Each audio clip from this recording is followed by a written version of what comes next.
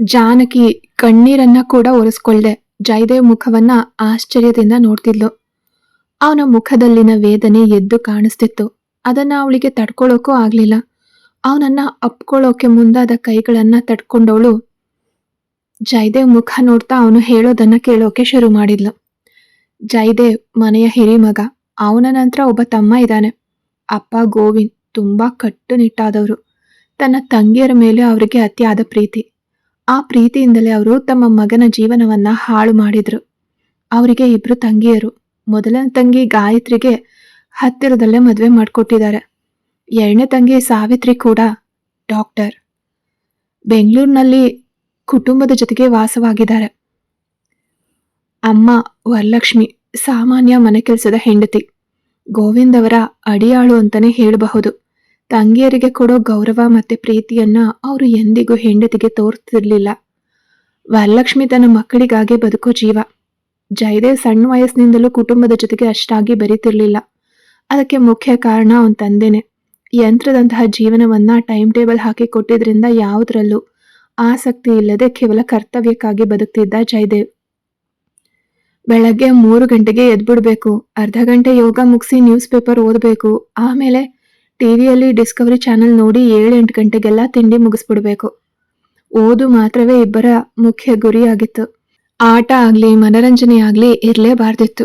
ಮಕ್ಕಳು ಹಾಕೋ ಬಟ್ಟೆಯಿಂದ ಹಿಡಿದು ಚಪ್ಪಲಿವರೆಗೆ ಇವರೇ ನಿರ್ಧರಿಸ್ತಿದ್ರು. ಏನ್ ತಿನ್ಬೇಕು, ಹೇಗ್ ತಿನ್ಬೇಕು, ಯಾವಾಗ ಮಲಗಬೇಕು, ಹೇಗ್ ನಗ್ಬೇಕು, ಎಲ್ಲಿಗೆ ಹೋಗ್ಬೇಕು, ಏನ್ ಹಾಕೋಬೇಕು, ಹೀಗೆ ಹಲವಾರು ನಿಯಮಗಳು. ಜಯದೇವ್ಗೆ ಚಿಕ್ಕ ವಯಸ್ಸಿನಲ್ಲೇ ಫೋಟೋಗ್ರಫಿ ಅಂದ್ರೆ ಇಷ್ಟ ಆಯ್ತು. ಅದಕ್ಕೆ ಸಂಬಂಧಪಟ್ಟ ಓದ್ಬೇಕು ಅನ್ನೋ ಆಸೆ ಕೂಡ ಇತ್ತು ಅವನಿಗೆ.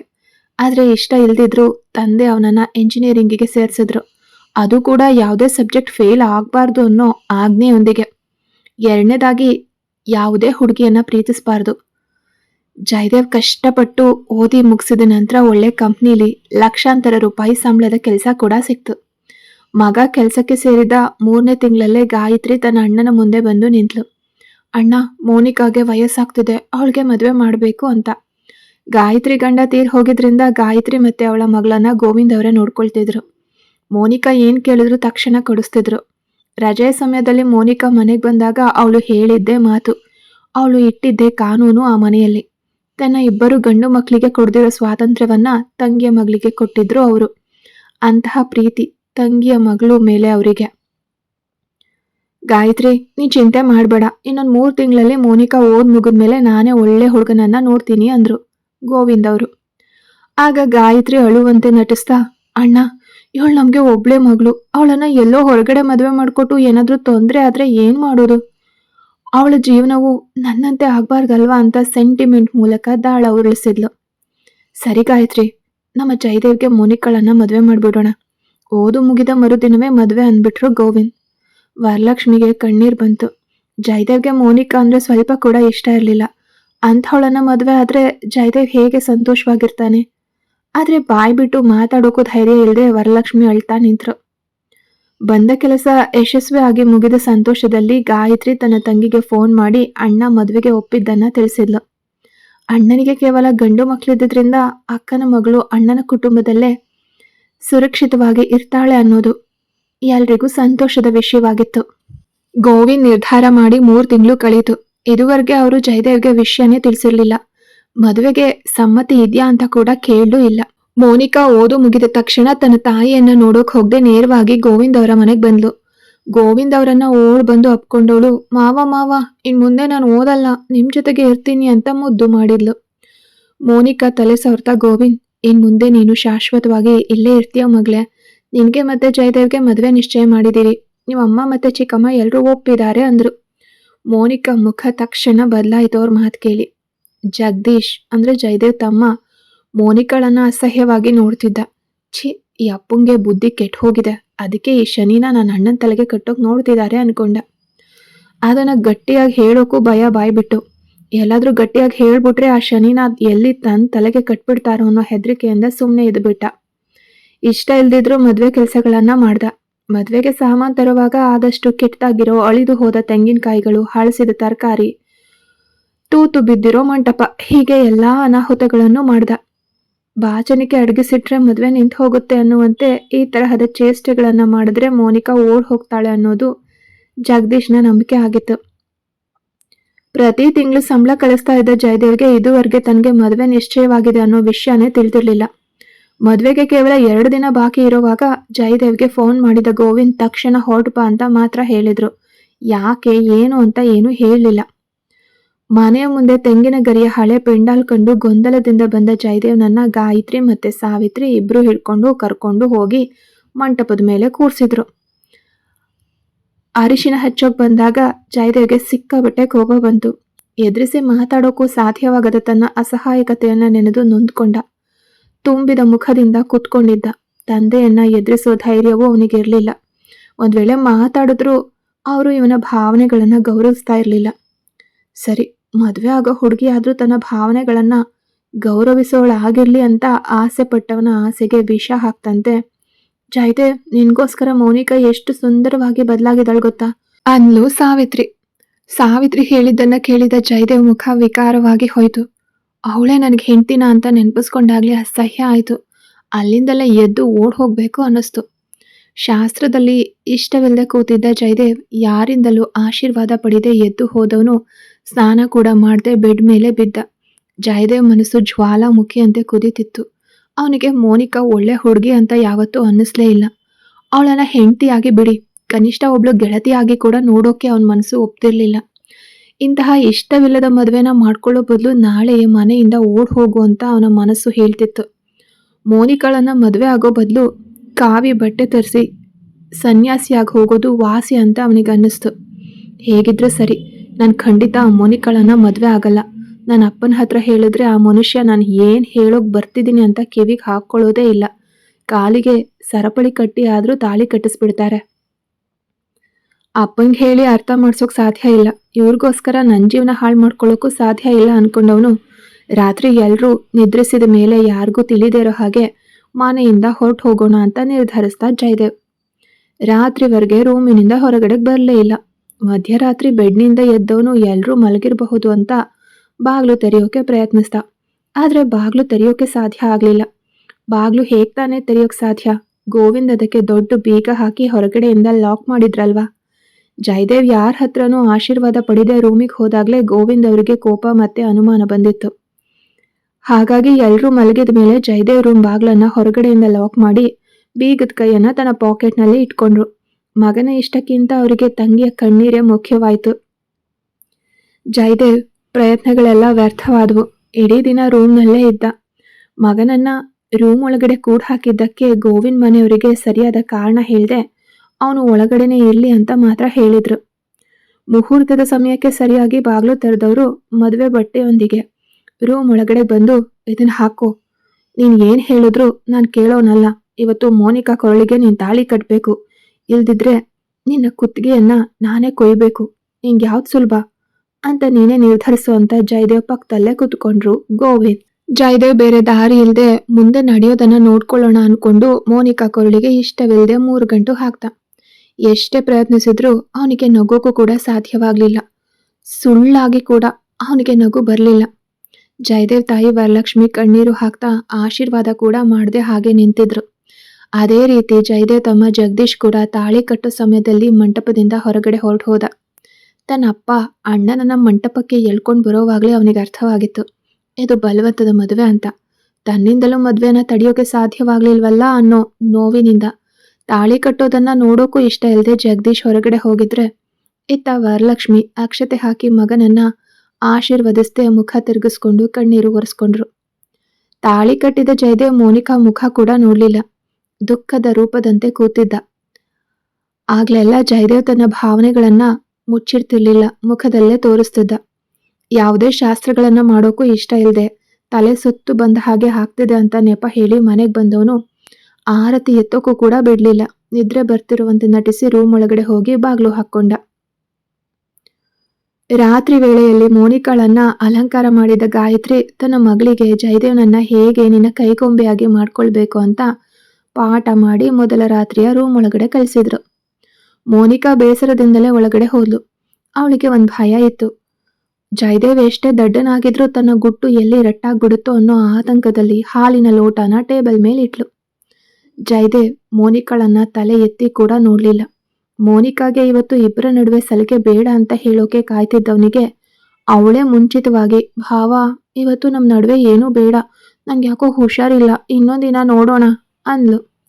ಜಯದೇವ್ ಉತ್ತರ ಕೊಡದೆ ಬೆಡ್ ಮೇಲಿದ್ದ ತಲೆದಿಂಬನ ಕೆಳಗಡೆ ಎಸ್ತು ಅವಳಿಗೆ ಜಾಗ ಕೊಡದೆ ಬೆಡ್ ಮಧ್ಯದಲ್ಲೇ ಮಲ್ಕೊಂಡ. ಮೋನಿಕಾ ಜಯದೇವ್ನನ್ನ ಕೋಪದಿಂದ ದಿಟ್ಟಿಸಿ ರೂಮ್ನಲ್ಲಿ ಒಬ್ಬ ಗಂಡಸು ಇದ್ದಾನೆ ಅನ್ನೋ ನಾಚಿಕೆ ಕೂಡ ಇಲ್ಲದೆ ತನ್ನ ಸೀರೆನ ಬಿಚ್ಚಿ ದೂರ ಎಸೆದ್ಲು. ಇದೆಲ್ಲ ತುಂಬಾ ಕಿರಿಕಿರಿ, ನಾನು ದಿನ ಫ್ರೀಯಾಗಿ ಮಲ್ಗಿ ಅಭ್ಯಾಸ ಆದವಳು, ನನ್ನನ್ನ ಸೀರೆ ಎಲ್ಲ ಉಡೋ ಹೋಗಿ ಮಾಡ್ತಿದ್ದಾರೆ ಅಂತ ಗೊಣಗ್ತಾ ಜಯದೇವ್ಗೆ ಪೈಪೋಟಿ ನೀಡುವಂತೆ ಕಾಲ್ ಚಾಚ್ಕೊಂಡು ಮಲಗಿದ್ಲು. 1 ತಿಂಗಳು ಹೀಗೆ ಕಳೀತು. ಈ 1 ತಿಂಗಳಲ್ಲಿ ಜಯದೇವ್ ಅವಳ ಕಡೆಗೆ ನೋಡ್ಲೇ ಇಲ್ಲ. ಮೋನಿಕಾಳ ಕಾಲಿನ ಬೆರಳನ್ನ ಕೂಡ ಅವನು ನೋಡ್ತಿರ್ಲಿಲ್ಲ. 2 ವಾರಗಳಲ್ಲಿ ಕೆಲಸಕ್ಕೆ ಸೇರಿದವನು ಕೇವಲ ಅಪ್ಪನ ಒತ್ತಾಯಕ್ಕೆ ಒಮ್ಮೆ ಮಾತ್ರ ಮನೆಗೆ ಬಂದು 3 ದಿನ ಇದ್ದು ಹೋಗಿದ್ದ. ಹೀಗೆ 1 ತಿಂಗಳು ಮುಗಿದ್ಮೇಲೆ ಗಾಯತ್ರಿ ತನ್ನ ಮಗಳನ್ನ ಕರೆದು ಏನಾದ್ರೂ ಸಿಹಿ ಸುದ್ದಿ ಇದೆಯಾ ಅಂತ ಕೇಳ್ದಾಗ್ಲೆ ಮೋನಿಕಾಗೆ ಇಂತಹ ಪ್ರಶ್ನೆ ಬರುತ್ತೆ ಅನ್ನೋ ಅರಿವಾಗಿತ್ತು. ಅಮ್ಮಂಗೆ ಏನೋ ಸುಳ್ಳು ಹೇಳಿ ಸಮಾಧಾನ ಪಡಿಸ್ತವಳು ಜಯದೇವ್ ಜೊತೆಗೆ ಸೇರೋಕೆ ಮುಂದಿನ ಪ್ಲಾನ್ ಹಾಕಿದ್ಲು. ಅವಳ ಫೋನ್ ನಂಬರನ್ನ ಕೂಡ ಜಯದೇವ್ ರಿಸೀವ್ ಮಾಡ್ತಿಲ್ಲವಾಗಿದ್ರಿಂದ ಅವಳು ಮಾವನ ಹತ್ರ ಅಂದರೆ ಗೋವಿಂದ್ ಹತ್ರ ಮಾತಾಡಿ ಜಯದೇವ್ನನ್ನ ಮನೆಗೆ ಬರುವಂತೆ ಮಾಡಿದ್ಲು. ಜಯದೇವ್ ಮನೆಯಲ್ಲಿ ಯಾರನ್ನು ತಲೆ ಎತ್ತಿ ನೋಡ್ದೆ ರೂಮ್ ಒಳಗಡೆ ಹೋಗಿ ಕುತ್ಕೊಂಡ. ಅವನ ಮುಖವೇ ಹೇಳ್ತಿತ್ತು ಏನೋ ಸರಿ ಇಲ್ಲ ಅಂತ. ರಾತ್ರಿ ಆಗೋವರೆಗೂ ಕಾಯ್ತಿದ್ದ ಮೋನಿಕಾ ರಾತ್ರಿ ಹತ್ರ ಆಗ್ತಿದ್ದಂತೆ ವೇಗವಾಗಿ ರೂಮ್ ಒಳಗಡೆ ಹೋಗಿ ಬಾಗ್ಲು ಹಾಕಿದ್ಲು. ಜಯದೇವ್ನನ್ನ ಸೆಳೆಯುವ ದೃಷ್ಟಿಯಿಂದ ನೋಡ್ತಾ ಅವನ ಹತ್ರಕ್ಕೆ ಹೋದ್ಲು. ಮೋನಿಕಾ ಜಯದೇವ್ ಬದಲಾವಣೆಯನ್ನ ಗಮನಿಸ್ದೆ ಅವನ ಹತ್ರಕ್ಕೆ ಬಂದು, ಭಾವ ಏನಿದು, ನನ್ನನ್ನು ಸ್ವಲ್ಪನೂ ಗಮನಿಸ್ದೆ ಬಂದ್ಬಿಟ್ಟಿದ್ದೀರಾ, ನಿಮಗೆ ನನ್ನ ಮೇಲೆ ಪ್ರೀತಿನೇ ಇಲ್ವಾ ಭಾವ? ಒಂದು ಫೋನ್ ಮಾಡಿ ನನ್ನ ಹತ್ರ ಮಾತಾಡ್ತಿಲ್ಲ, ನಾನೇ ಫೋನ್ ಮಾಡಿದ್ರು ನೀವು ಫೋನ್ ರಿಸೀವ್ ಮಾಡ್ತಿಲ್ಲ ಅಂದ್ಲು. ಅವತ್ತು ನಿಜವಾಗ್ಲೂ ನಂಗೆ ಹುಷಾರಿರ್ಲಿಲ್ಲ, ಅದಕ್ಕೆ ಇವತ್ತು ಏನೂ ಬೇಡ ಅಂತ ಹೇಳ್ದೆ, ಅದಕ್ಕೆ ನೀವು ಇಷ್ಟೊಂದು ಕೋಪ ಮಾಡ್ಕೋಬಾರ್ದು, ಇನ್ಮೇಲೆ ನಾನು ನಿಮ್ಮನ್ನು ತಡೆಯೋದೇ ಇಲ್ಲ ಅಂತ ನಾಚಿಕೆ ಬರ್ದಿದ್ರು ನಾಚಿಕೆ ಬರ್ತಿರೋ ಥರ ನಟಿಸ್ತಾ ಜಯದೇವ್ ಶರ್ಟ್ ಮುಟ್ಟೋಗಿ ಹೋದ್ಲು. ತಕ್ಷಣ ಪಕ್ಕದಲ್ಲಿದ್ದ ತಲ್ದಿಂಬ್ ತಗೊಂಡು ಅವಳ ಕೈಗೆ ಬೆಳೆದ ಜಯದೇವ್ ಅದೇ ದಿಂಬಿನಿಂದ ಅವಳನ್ನ ಹೊಡೆದು ಅಡ್ತಾ, ಚಿಚಿ ಮುಟ್ಬೇಡ ನನ್ನನ್ನ, ನಿನ್ ಕೈಯಿಂದ ನನ್ನನ್ನು ಮುಟ್ಲೇ ಬೇಡ ಅಂತ ಕಿರಿಚ್ದ. ನನ್ನ ಪಕ್ಕದಲ್ಲಿ ನೀನು ಉಸಿರು ಕೂಡ ಸುಳಿಬಾರ್ದು ಅಂತ ಯಾವುದೋ ನಾಯಿಯನ್ನ ಅಟ್ಟುವಂತೆ ಅಟ್ಟಿದ್ರಿಂದ ಮೋನಿಕಾಗೆ ಅವಮಾನ ಆಯ್ತು. ಇಷ್ಟೆಲ್ಲ ಆದ್ರೂ ಜಯದೇವ್ ಅವಳ ಮುಖವನ್ನೊಮ್ಮೆ ಕಣ್ಣೆತ್ತಿ ಕೂಡ ನೋಡ್ಲಿಲ್ಲ. ಅದು ಮೋನಿಕಾಗೆ ಇನ್ನೂ ಕೋಪ ಹೆಚ್ಚು ಮಾಡಿತ್ತು. ಯಾಕೆ ನನ್ನನ್ನ ಇಷ್ಟು ಕೆಟ್ಟಾಗಡ್ತಿದ್ದೀರಾ, ನಾನೇ ಹೇಳಿದ್ನಲ್ಲ ಅಂತ ಅವಳು ಮತ್ತೆ ಶುರು ಮಾಡಿದಾಗ ಕೈ ತೋರಿಸಿ ತಡೆದವನು, ನೀನು ಇನ್ನೊಂದು ಮಾತಾಡಿದ್ರು ನಾನು ಮನುಷ್ಯನಾಗಿರಲ್ಲ, ಮುಖ್ಯವಾಗಿ ನನ್ನಿಂದ ದೂರ ಇರು, ಅದೇ ನಿನಗೆ ಒಳ್ಳೇದು ಅಂದ. ಜಯದೇವ್ಗೆ ಕೋಪದಲ್ಲಿ ಕಿರ್ಚಾಡಿ ಮಾತಾಡೋಕೆ ಕೂಡ ಬರ್ತಿರ್ಲಿಲ್ಲ. ಅವನು ಗಟ್ಟಿಯಾಗಿ ಕಿರಿಚಿದೆ ಸುಮ್ಮನೆ ಹೇಳಿದ್ರು ಅದು ಮೋನಿಕಾಗೆ ದೊಡ್ಡ ಜಗಳದಂತೆ ಕೇಳಿಸ್ತು. ಯಾಕೆ ನನ್ನನ್ನು ಅಡ್ತಿದ್ದೀರಾ, ನಂಗೆ ಇವಾಗಲೇ ಕಾರಣ ತಿಳಿಬೇಕು, ಯಾವುದೋ ಅಸಹ್ಯನ ನೋಡಿದ ಹಾಗೆ ಚಿಚಿ ಚಿಚಿ ಅಂತಿದ್ದೀರಾ ಭಾವ ಅಂತ ಕೆರಳಿದ್ಲು ಮೋನಿಕಾ. ಜಯದೇವ್ಗೆ ಸುತ್ತಿ ಬಳಸಿ ಮಾತಾಡೋದು ಇಷ್ಟ ಇಲ್ಲ. ತನ್ನ ಫೋನ್ ತೆಗೆದು ತನಗೆ ಬಂದಿದ್ದ ವಿಡಿಯೋ ಒಂದನ್ನು ಪ್ಲೇ ಮಾಡಿ ಮೋನಿಕಾ ಮುಂದೆ ಹಿಡ್ದ. ಅದನ್ನು ನೋಡಿ ಮೋನಿಕಾಗೆ ಭಯದಲ್ಲಿ ಮೈಯೆಲ್ಲ ಬೆವದು ಹೋಯ್ತು. ಆ ವಿಡಿಯೋದಲ್ಲಿ ಮೋನಿಕಾ ಬೇರೆ ಒಬ್ಬನ ಜೊತೆಗೆ ಸಲಿಗೆಯಿಂದ ಇದ್ಲು. ಅದು ಕೂಡ ಜಯದೇವ್ ಜೊತೆಗೆ ಮದುವೆ ಆದ ನಂತರ. ಕೇವಲ 1 ವಾರದ ಹಿಂದೆ ನಡೆದ ಘಟನೆ ಅದು. ತಾನು ರೆಡ್ ಹ್ಯಾಂಡ್ ಆಗಿ ಸಿಕ್ಬಿದ್ದಿರೋದನ್ನ ಅರಿತವಳು ಸ್ವಲ್ಪ ಹೊತ್ತು ಭಯದಿಂದ ಸುಮ್ಮನೆ ನಿಂತಿದ್ಲು. ಗೋವಿಂದ್ ತನ್ನ ಮೇಲೆ ಇಟ್ಟಿರೋ ಪ್ರೀತಿನ ತನಗೆ ಅನುಕೂಲವಾಗಿ ಬಳಸ್ಕೊಳ್ಳೋಕೆ ಸಂಚು ರೂಪಿಸ್ತವಳು, ಭಾವ ಇದೆಲ್ಲ ಸುಳ್ಳು, ಅಲ್ಲಿರೋ ಹುಡುಗಿ ನಾನಲ್ಲ ಅಂದ್ಲು. ವಿಡಿಯೋ ನಿಲ್ಲಿಸಿದ ಜಯದೇವ್ ಆ ವಿಡಿಯೋದಲ್ಲಿದ್ದ ವ್ಯಕ್ತಿಗೆ ಫೋನ್ ಮಾಡ್ದ. ರಾತ್ರಿ ಆಗಿದ್ರು ಜಯದೇವ್ ನಂಬರ್ ನೋಡಿ ಆ ವ್ಯಕ್ತಿ ಫೋನ್ ಎತ್ತಿ, ಹೇಳು ಜಯದೇವ್ ಏನಿದು, ಈ ಟೈಮ್ನಲ್ಲಿ ಫೋನ್ ಮಾಡಿದ್ಯಾ ಅಂತ ಕೇಳ್ದ. ಜಯದೇವ್ ಕೆಲವು ಕ್ಷಣ ಮೌನವಾಗಿದ್ದು, ನೀನ್ ಕಳಿಸಿದ ವಿಡಿಯೋ ಅಂದ. ಜಯದೇವ್ ಅದು ನಿಜ, ಅಷ್ಟೇ ಅಲ್ಲ, ಆ ಹುಡುಗಿ ನನ್ನನ್ನು ಚೆನ್ನಾಗಿ ಮೋಸ ಮಾಡಿದಾಳೆ. ನಾನು ತುಂಬ ಫ್ರೆಶು ಅಂತ ಹೇಳಿ ನನ್ನ ಹತ್ರ ದುಡ್ಡು ಕಿತ್ಕೊಂಡ್ಲು. ಆದರೆ ಬಟ್ಟೆ ಬಿಚ್ಚಿ ಬೆಡ್ ಮೇಲೆ ಮಲಗಿದ ಮೇಲೇನೆ ಗೊತ್ತಾಗಿದ್ದು ಅವಳಿ ಅಂಥವಳು ಅಂತ. ದಿನ ಇದೇ ಕೆಲಸ ಮಾಡೋ ಹೆಂಗಸರಿಗಿಂತ ಆ ಹುಡುಗಿ ಇನ್ನೂ ಕಡೆ, ಸ್ವಲ್ಪನೂ ತೃಪ್ತಿನೇ ಸಿಗಲಿಲ್ಲ. ಯಾವುದೋ ಮುದಿ ವಯಸ್ಸಿನವಳು ಹಾಗೆ ಅವಳು. ನಿನಗೆ ಈ ತರಹ ಮಾತಾಡೋದು ಇಷ್ಟ ಆಗಲ್ಲ ಅಂತ ಗೊತ್ತು, ಅದಕ್ಕೆ ಸಂಕ್ಷಿಪ್ತವಾಗಿ ಹೇಳ್ತೀನಿ, ನಿನಗೆ ಅರ್ಥ ಆಗಿರುತ್ತೆ. ಬೇರೆ ಯಾರಿಗೋ ಕಳಿಸೋ ಬದಲು ನಿನಗೆ ಕಳಿಸ್ಬಿಟ್ಟೆ ಜಯದೇವ್, ಸಾರಿ, ನಿಜವಾಗ್ಲೂ ಬೇಕಂತ ಮಾಡಿದ್ದಲ್ಲ ನಾನು ಅಂದ ಆ ವ್ಯಕ್ತಿ. ಈ ವಿಡಿಯೋವನ್ನ ನನ್ನ ಫ್ರೆಂಡ್ಗೆ ಕಳಿಸಿದ್ದೆ, ಅವನು ಆ ಹುಡುಗಿನ ಒಂದ್ಸಲ ತನ್ನ ರೂಮ್ಗೆ ಕರ್ಕೊಂಡು ಹೋಗಿ ಅರ್ಧದಲ್ಲೇ ಅಟ್ಟಿಬಿಟ್ನಂತೆ. ಆ ಹುಡುಗಿ ರಿಟೈರ್ಡ್ ಆಗೋ ವಯಸ್ಸಿನವ್ರಿಗೆ ಸರಿಯಾಗಿರ್ತಾಳಷ್ಟೆ. ಅವಳು ವಯಸ್ಸಿಗೆ ಬಂದಾಗಿನಿಂದ ಇದನ್ನೇ ವೃತ್ತಿ ಮಾಡ್ಕೊಂಡಿದ್ದಾಳೆ ಅನ್ಸುತ್ತೆ ಅಂದ. ಜಯದೇವ್ಗೆ ಅದಕ್ಕಿಂತ ಹೆಚ್ಚಿಗೆ ಕೇಳೋಕೆ ಇಷ್ಟ ಇಲ್ಲದೆ ತಕ್ಷಣ ಫೋನ್ ಕಟ್ ಮಾಡ್ದ. ಅದರ ನಂತರ ಜಯದೇವ್ ವಿಚಾರಿಸಿದಾಗ ಮೋನಿಕಾ ಒಬ್ಬನಿಂದ 1,000 ರೂಪಾಯಿಂದ ಶುರು ಮಾಡಿ ಈಗ 50,000 ರೂಪಾಯಿ ಪಡಿತಾ ಇರೋದು ತಿಳಿತು. ಮೋನಿಕಾ ಚಿಕ್ಕ ವಯಸ್ಸಿನಲ್ಲೇ ಹಾಸ್ಟೆಲಿಗೆ ಸೇರಿದ್ಲು. ವಯಸ್ಸಿಗೆ ಬಂದ 1 ವರ್ಷದ ನಂತರ ಹೊರಗಡೆ ರೂಮ್ ಮಾಡಿಕೊಂಡು ತನ್ನ ಗೆಳತಿಯ ಜೊತೆಗೆ ಇರ್ತಿದ್ಲು. ಆಗಿನಿಂದ ಇಬ್ರು ಇದನ್ನೇ ಕೆಲಸ ಮಾಡ್ಕೊಂಡಿದ್ರು. ಆರಂಭದಲ್ಲಿ ತಮ್ಮ ಸುಖಕ್ಕಾಗಿ ಶುರು ಮಾಡಿದ್ದು. ಇದರಿಂದ ತುಂಬಾ ಹಣ ಬರೋಕ್ ಶುರುವಾಗಿ ಇಬ್ರು ಪ್ರತಿದಿನ ಜನರನ್ನ ಹುಡ್ಕೋಕೆ ಶುರು ಮಾಡಿದ್ರು. ಮೊದಲನೇ ದಿನ ಒಬ್ಳು ಹೋದ್ರೆ ಮಾರನೇ ದಿನ ಇನ್ನೊಬ್ಳನ್ನ ಕಳಿಸ್ತಿದ್ರು. ಇದರಲ್ಲಿ ಮೋನಿಕಾ 4 ಬಾರಿ ಗರ್ಭಪಾತ ಕೂಡ ಮಾಡಿಸ್ಕೊಂಡಿದ್ದಾಳೆ. ಜೀವನವನ್ನ ಮಜವಾಗಿ ಕಳಿಬೇಕು ಅಂತಾನೆ ಇಬ್ರು ಸೇರಿ ಸಪರೇಟ್ ಆಗಿ ಒಂದು ಮನೆಯನ್ನೇ ಖರೀದಿಸಿ ಅಲ್ಲಿ ವಾಸ ಇದ್ರು. ಎಷ್ಟು ಸಂಪಾದಿಸಿದ್ರು ತಾಯಿ ಕೊಡ್ತಿರ್ಲಿಲ್ಲ. ಬದಲಾಗಿ ಗೋವಿಂದ್ ಅವರಿಂದಲೂ ಹಣ ಕೀಳ್ತಿದ್ಲು. ಇದಕ್ಕಾಗಿಯೇ ಗೋವಿಂದ್ ಮದ್ವೆ ಬಗ್ಗೆ ಮಾತಾಡಿದಾಗ ಮೋನಿಕಾ ಮುಖ ಬದಲಾಗಿತ್ತು.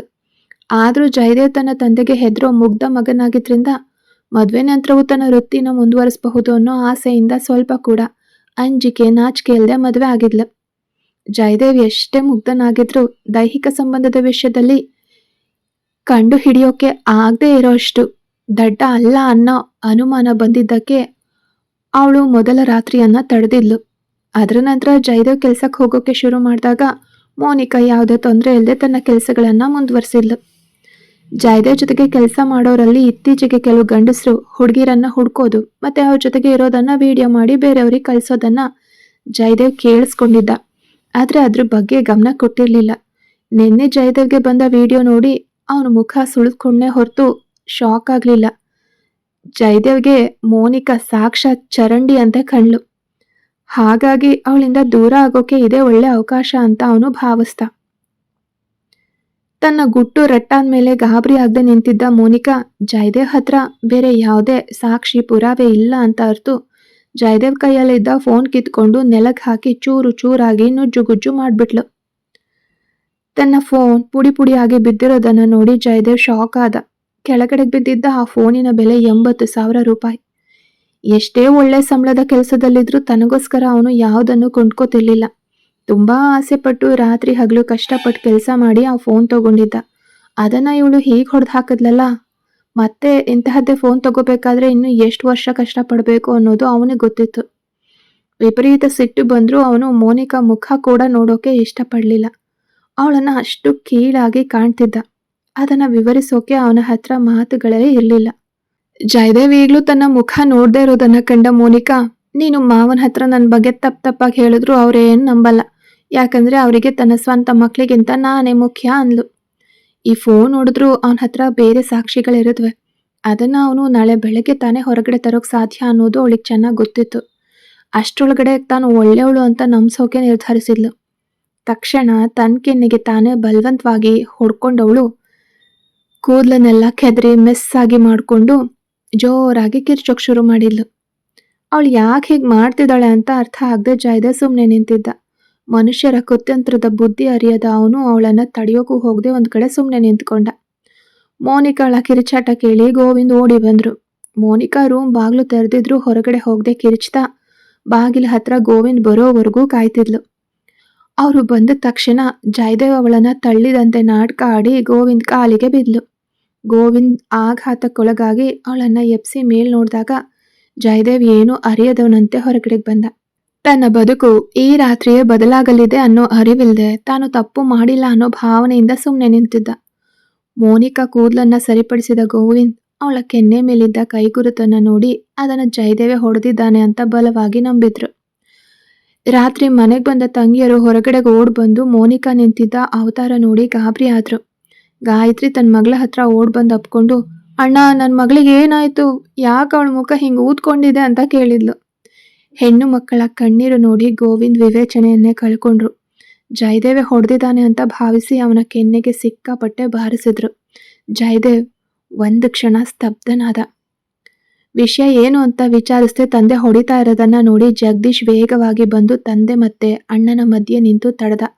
ಅಪ್ಪ, ಅಣ್ಣನ ಹತ್ರ ಏನು ಅಂತ ಕೂಡ ಕೇಳ್ದೆ ಎಲ್ರೂ ಮುಂದೆ ಯಾಕೆ ಹೊಡಿತಿದ್ದೀರಾ? ಅಣ್ಣನಿಗೆ ಎಷ್ಟು ಅವಮಾನ ಆಗುತ್ತೆ ಗೊತ್ತಾ ಅಂದ ಜಗದೀಶ್. ಆದ್ರೆ ಗೋವಿಂದ್ ಜಗದೀಶ್ ಕೆನ್ನೆಗೂ ಹೊಡೆದು, ನಾನ್ ಹೆತ್ ಮಗ ನೀನು, ನನಗೆ ಬುದ್ಧಿ ಹೇಳ್ತ್ಯಾ, ನಿನ್ನ ಸುಮ್ಮನೆ ಬಿಡಲ್ಲ ಅಂತ ಕಿರ್ಚಿದ್ರು. ಮತ್ತೆ ಜಯದೇವ್ನನ್ನ ಹೊಡೆಯೋಕ್ ಹೋದಾಗ ವರಲಕ್ಷ್ಮಿ ಓಡ್ ಬಂದು ಜಯದೇವ್ ಎದೆಗೆ ಒರ್ಗಿಕೊಂಡ್ರು. ಗೋವಿಂದ್ ಹೊಡೆದ ಏಟು ವರಲಕ್ಷ್ಮಿ ಅವರ ಬೆನ್ನಿಗೆ ಬಿತ್ತು. ಕತೆ ಮುಂದುವರಿಯುತ್ತೆ. ಯಾರೆಲ್ಲ ಸಬ್ಸ್ಕ್ರೈಬ್ ಮಾಡ್ಕೊಳ್ಳದೆ ಕತೆಗಳನ್ನ ಕೇಳ್ತಿದ್ದೀರಾ, ದಯವಿಟ್ಟು ಸಬ್ಸ್ಕ್ರೈಬ್ ಮಾಡಿಕೊಂಡು ಕತೆಗಳನ್ನ ಕೇಳಿ.